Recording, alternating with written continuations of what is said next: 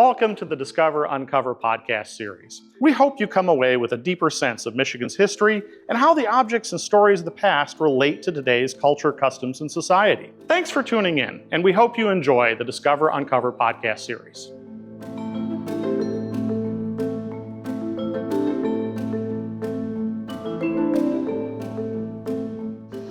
All right, well, I'm Geoff Woodcox, and welcome back to another episode of the Discover Uncover podcast. And for this week's episode, we actually have a new co-host, the one and only Sarah Dickinson. Sarah, would you tell us a little bit about yourself? Sure. My name is Sarah Dickinson. I am the Registrar and Exhibits Liaison here at the Sloan Museum. So I handle incoming donations and loans, and I help keep the galleries tidy. So what are we talking about today? Well, for today's episode, I thought that we would actually come down to the basement. Up until now, we have been upstairs in the galleries, and this seemed like a great opportunity to head down to our domain, because if you don't know this, the collections department here at Sloan Museum actually is based in the basement, as is about half of our collection as well. So today I wanted to talk about something that's kind of a pet interest of mine, and that is the coin collection here at Sloan Museum.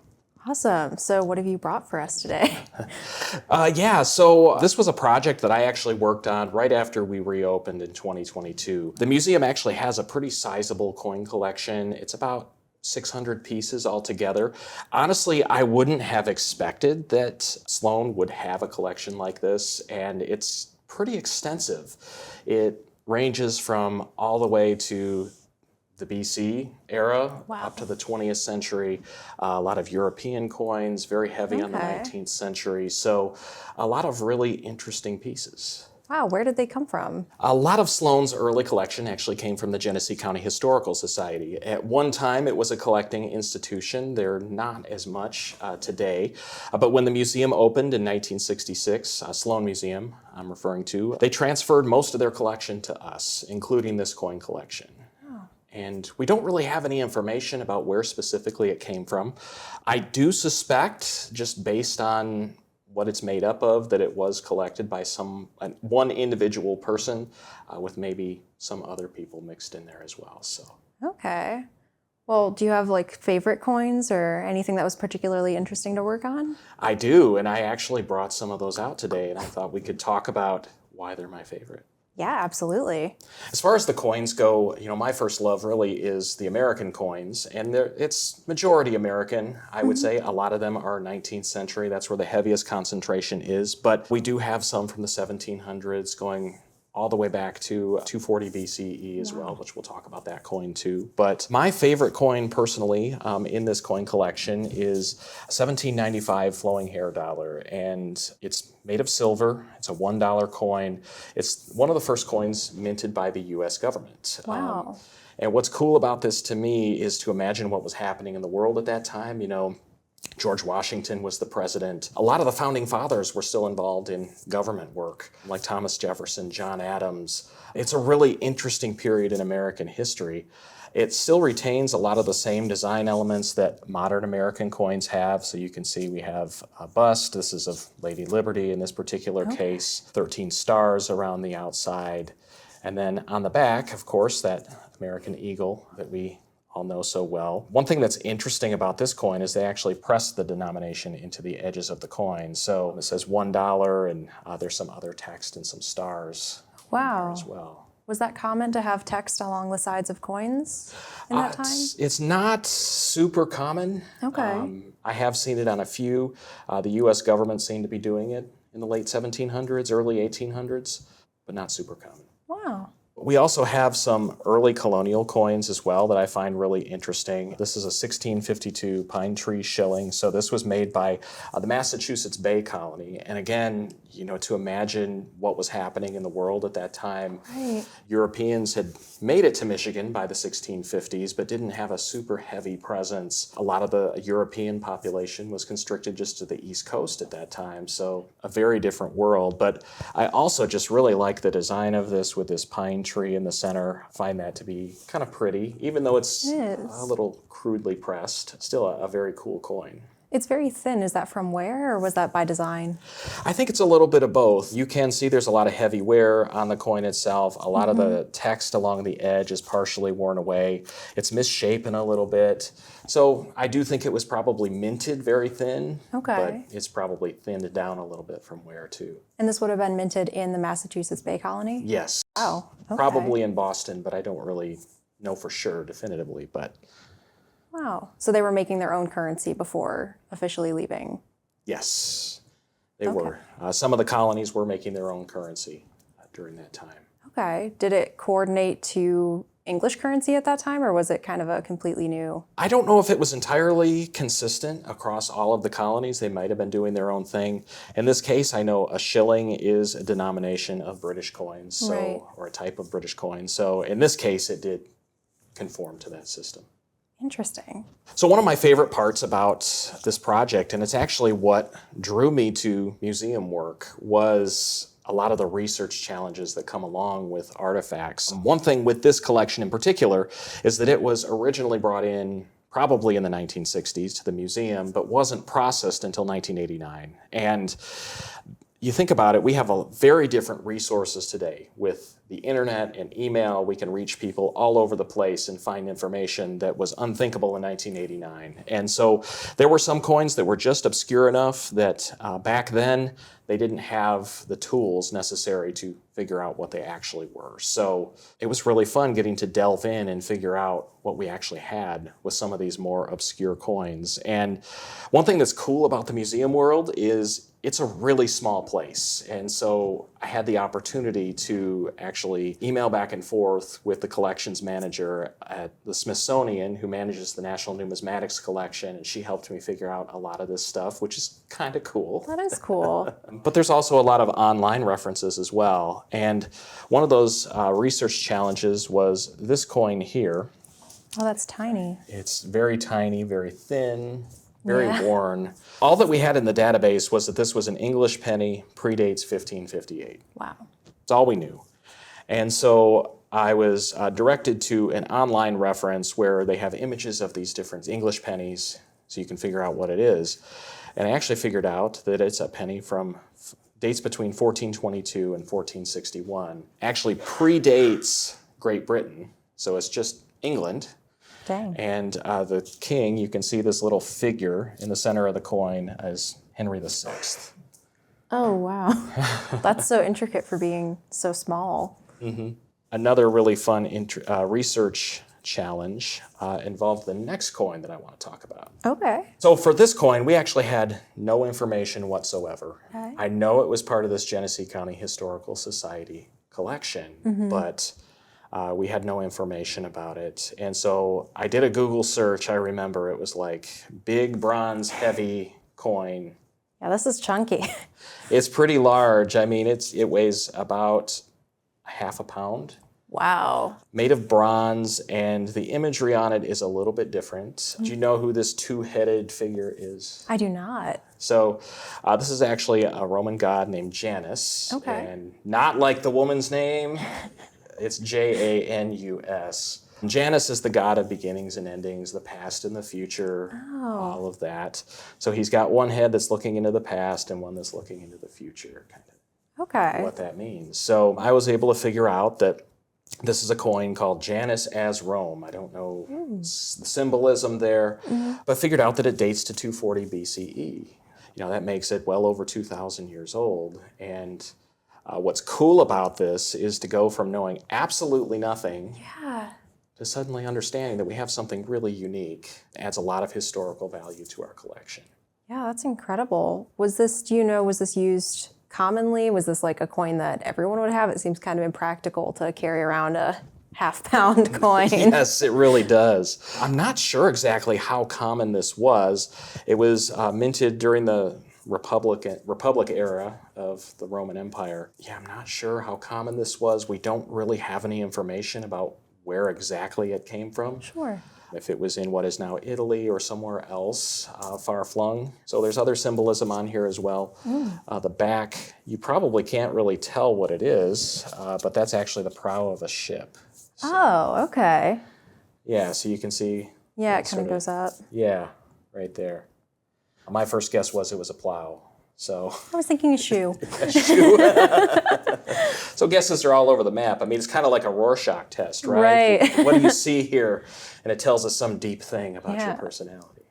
Yeah, So I sure be careful hope not. what you guess. What does the shoe say about me? So along with all of the coins, the collection also includes a small amount of paper money. And there's probably 80 to 90 paper bills altogether. And they range from 18th century to 19th century, basically. A lot from the Civil War era. We have a decent amount also from the colonial era. Interesting. And I wanted to feature a couple of these bills as well. So these were actually issued by the Continental Congress during the American Revolution. And what's interesting about these is all of the symbolism that's on here and the source of some of these images. So this first bill here, it's really hard to tell what this image is because the bill is really worn, the ink is faded a little bit. Yeah. But what this is an ocean with a storm cloud, if you can see that rain that's coming down, and then there's sun off in the corner here. And this Latin word at the top is Sarah Nobit. I don't know how you pronounce it. It kind of sounds like your name. It does. But what it means is it will clear up.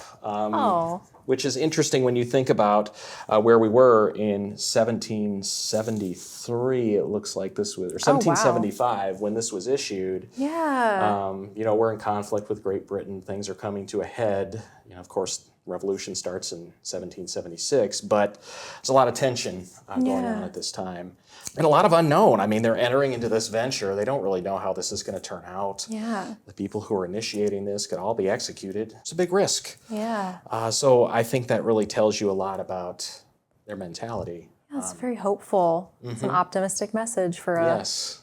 $7 bill. Yes. So these do seem like very random denominations. Yeah. They made sense at the time. Sure. Forget the reason. This one is $7. We have one that's $30 as well. Another interesting thing with some of the imagery that's on here, we have this one has an image of 3 leaves. That's actually a botanical woodcut that was made by Benjamin Franklin.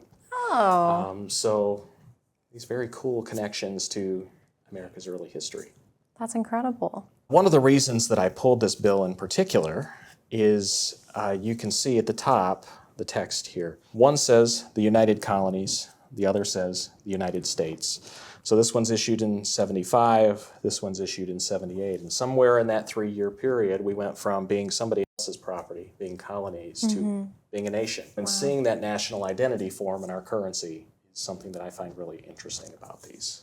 Yeah, it's amazing. We do have some signatures on here, which one thing that's interesting for me to imagine is each of these bills is signed individually by a person. It's not today how the signatures are just mass printed. Yeah. Just imagining how much my hand would hurt Yeah. spending all day. Right.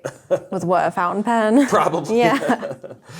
So who was in charge of signing these? Do you know? Like, was it someone as part of the printing process?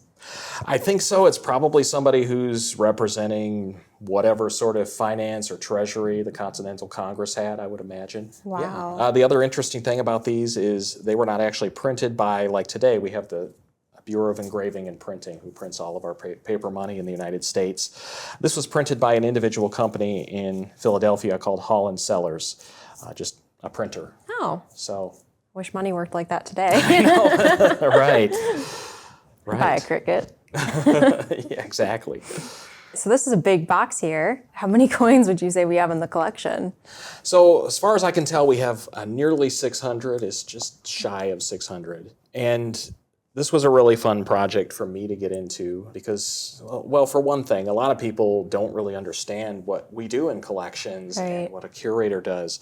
A lot of my job is to dig up information about our artifacts because ultimately, as a curator, somebody curating exhibits, you're a storyteller. Right. And the more information we have about the artifacts in our collection, the more stories that we can tell, right? Mm-hmm.